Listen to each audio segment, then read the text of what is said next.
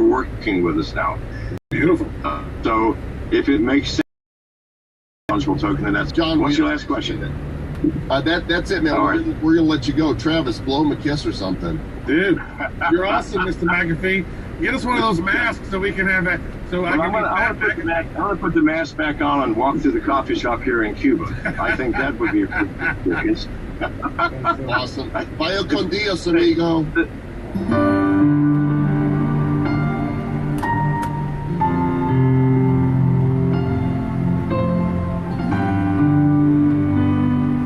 How fun, the mask.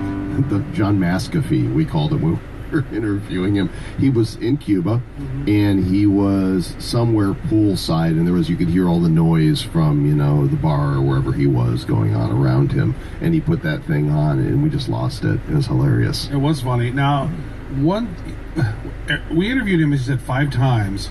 He was only in the same location twice. And that was in 2020 when we interviewed him for Virtual Blockchain Week and for episode 400, which are the next 2 interviews. All the other ones, he was in different places. The first time we interviewed him, he was in some place in the Caribbean, and that's when he had like a bong there and had like some alcohol there and a tourniquet and stuff. Like, he was partying hard that day. And then the second time was he was laying in his bed and he was just chilling. So Right. So the second interview you heard, he was just chilling. This third interview, he was in a bar somewhere in Cuba, right, wearing that mask, which was just like a fabric mask that just looked like him. And as you put it over the face, you could see the contours of that. So that was interesting. He said a few things in this interview that probably struck you while you were listening to it. One, he talked about how big Pharma is, right? And this was in July of 2019. Before we just saw this big old huge craziness that involves the pharmaceutical industry that we're in right now. That, to me, was like, look at that. He saw that. And, Which, by the way, in episode 400, which we're going to hear next, we talk a lot about that. Yeah. So we go into that, and so that was really interesting. And then, wow, nice job on the NFTs. Yeah, 2000. Well, you and I have been following NFTs since CryptoKitties, right? We jumped on that as soon as we saw those things. We bought some. You lost some. That was December 2017. Your kitties are still lost. Poor little kitties. And I remember Money Alata. I was really blessed because he made this poster. If my life were a movie. Whatever reason, he chose to feature me as the subject of the first subject that he did. And I remember seeing him make it, and I reached out to him on Twitter, and I said, these be NFTs. And he was like, tell me more. And I explained. Yeah, you and I were way ahead of the game here. I mean, we might not be OGs of blockchain, people like Brock Pierce and McAfee that were doing it in 2013. I guess you kind of are, because you mined it and lost yours really early. So you're OG-ish. I dabbled. I'm an OG-ish, but it's like, my problem was I never had any real crypto buddies to vibe off of. Right. Every smart person that I talked to about Bitcoin, they all just sort of blew it off. It was weird. I bet I talked 15 people just like, hey, what do you think of this crypto and Bitcoin? Oh, I really don't know much about it. I don't really. And so it was just so weird how like all these smart people who I know just totally glossed over it. And I was like, seems like it's something. Why are none of my most intelligent friends vibing? Maybe it's not. And finally, right. We started, and that led us in the interviews with Sophie, and so this was time. Lots of great content in there, and this is interesting too. He did some foreshadowing of his predicament that he was just in. Like he was talking about, the sort of going on the deep state, talking about how some craziness that was going on, and how he doesn't have he has his money sort of in the IRL. Like if you reach that level, because Bezos is most likely paid that much because there's so many loopholes. So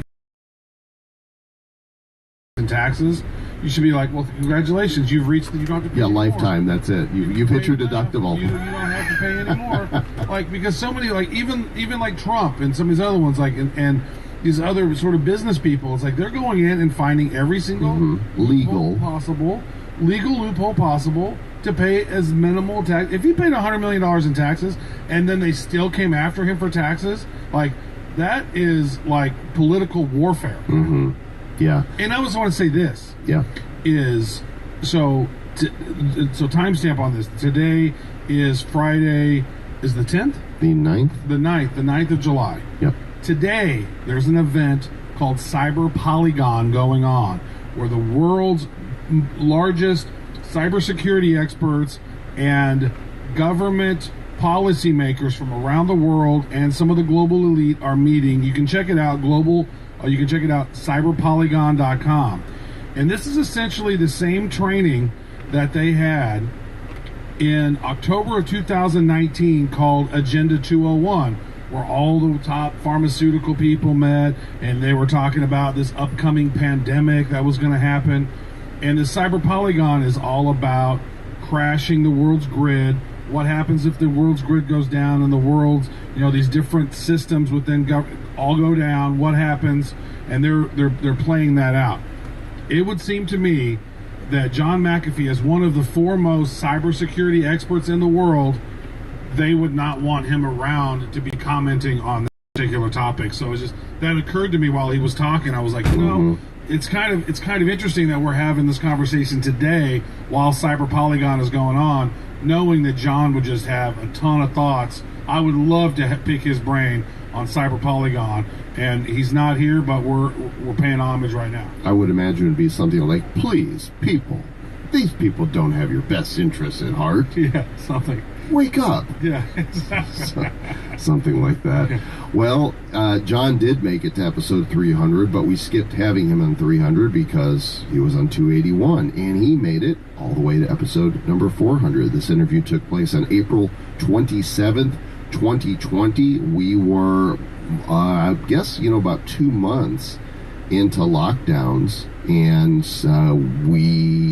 this is kind of where it comes full circle, because he was talking about pharma, and of course we had to go to his thoughts on COVID and much more. So let's go ahead and listen to John's fourth appearance from episode number 400, April 27th, 2020. So very nice. That's great. Well, you're hunkered and bunkered like the rest of us. So let it loose, man. Tell us what you think is going on. Just to timestamp this so people know, because the interview's coming out, I believe, either end of April or early May. This is April the 10th, and we're still under quarantine.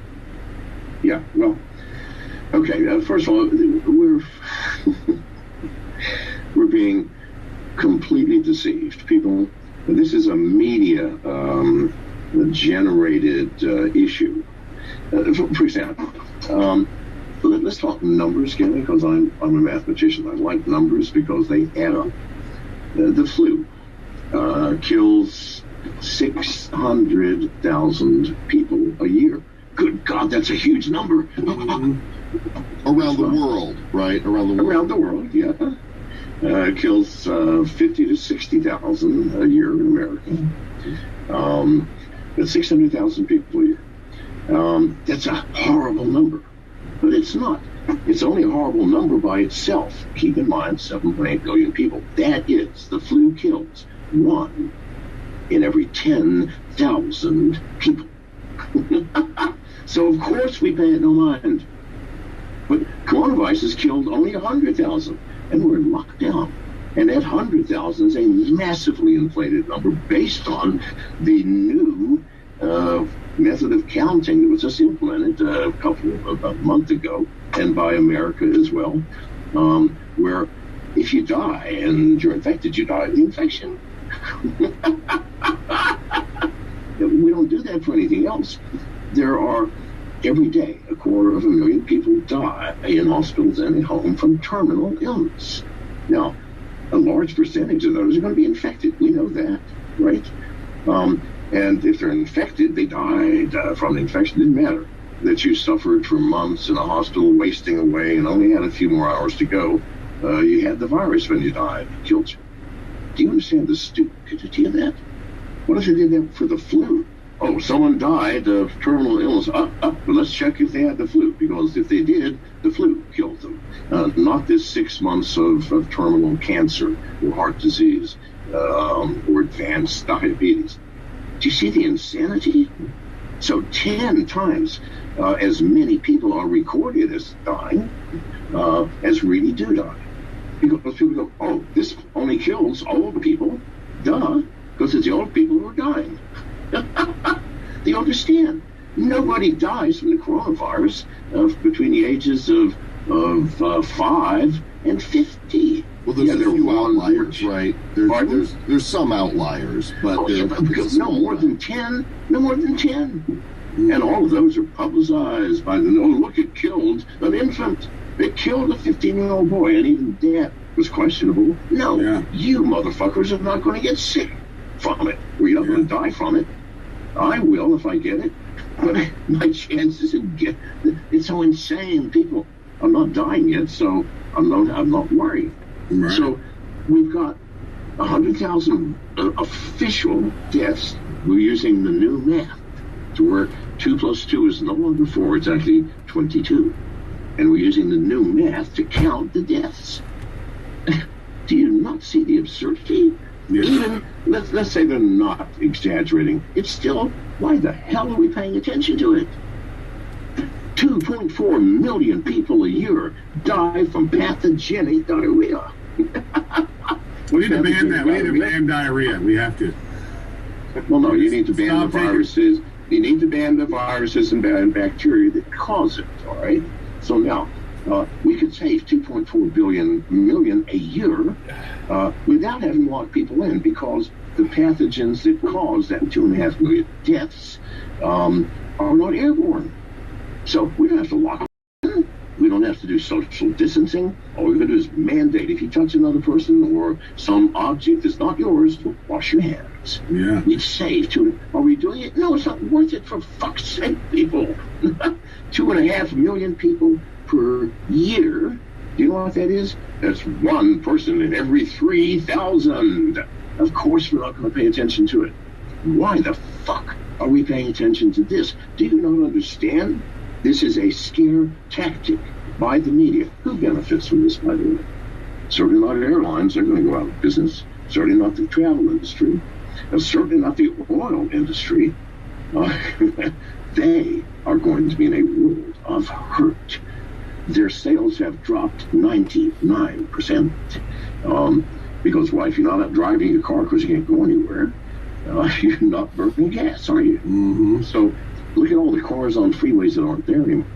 99% of them are home. So they're losing. Who wins? The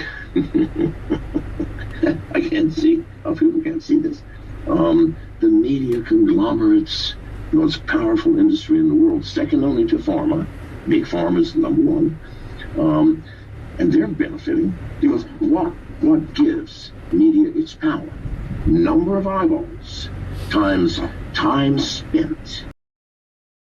Shit that I put on the screen. Now, the number of eyeballs has remained almost constant, but the number of hours of 5. They're suddenly 5 times more powerful, 5 times more important, 5 times more valuable. So they've won. Big Pharma certainly wins. The rest of the world loses. Mm-hmm. Do you understand what that means? This is like Germany under the SS, where parents were turned in by their children, and people disappeared by the millions. Or even worse, this is almost worse than Orwell's 1984. Is this Bitcoin's moment to shine, John? What do you think?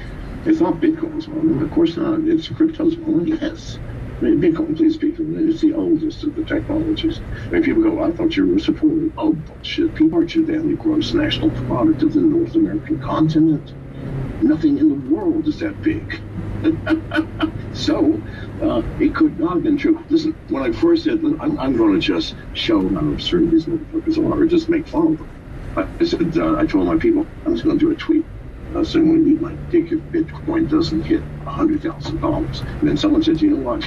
Someone might actually believe that. No fucking way. I said, all right, I'll make it $1 million. Still, people believe it. And I put that out on the same day that I said And the following day, I put out. I also eat human brains. Please, people, it was a joke. If you cannot see what a terrific joke it was, or horrific, then I don't know. Well, all the media attention was amazing. I've never been a supporter of Bitcoin. I'm a supporter of crypto. Bitcoin's got no privacy, no smart contracts, no distributed applications. It's not a stable coin. What the fuck is it? I think could be really huge for crypto because, I mean, who wants to get change handed back to them in paper money now when everybody's scared about germs, right? And how dirty money is, and how many strippers' asses these dollars have been on and up and around. That's true. Right? Of course, that might be a benefit for some people. I don't know. I mean, you say, hey, this dollar has been on 300 strippers' asses. Well, I'll give you $100 for it. That's a good Where's George. Act on Where's George. That's true.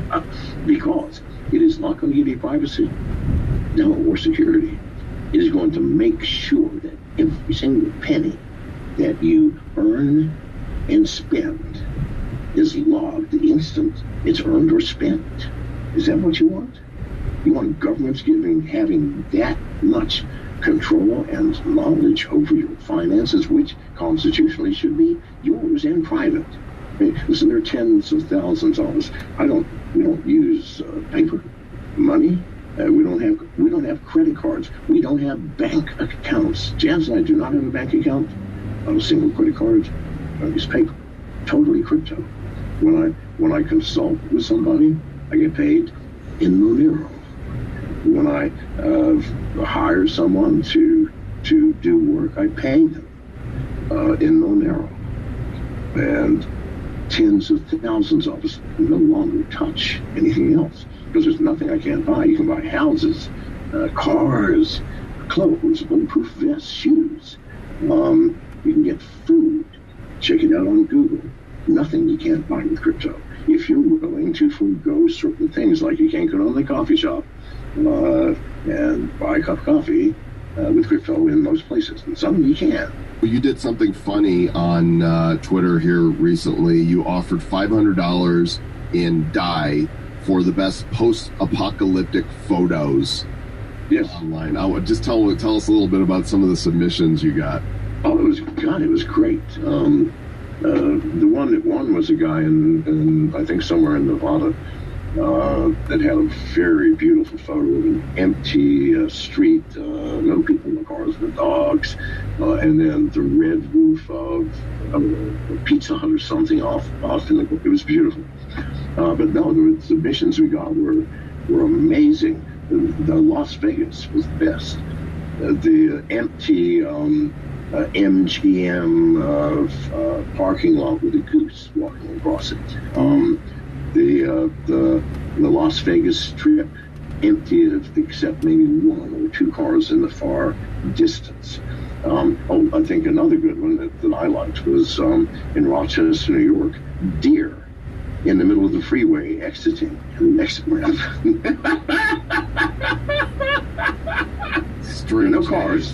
No cars, empty freeway, and two deer trotting on down the exit ramp. Clearly, they had been traveling on the freeway for some time and decided, let's get off here. Yeah. So, in any case, I've got to go. Janice is giving me the Thanks, John. Thanks, Janice, for lending him to us. We're looking forward to having you at Virtual Blockchain Week. Global audience, John. It's going to be great fun.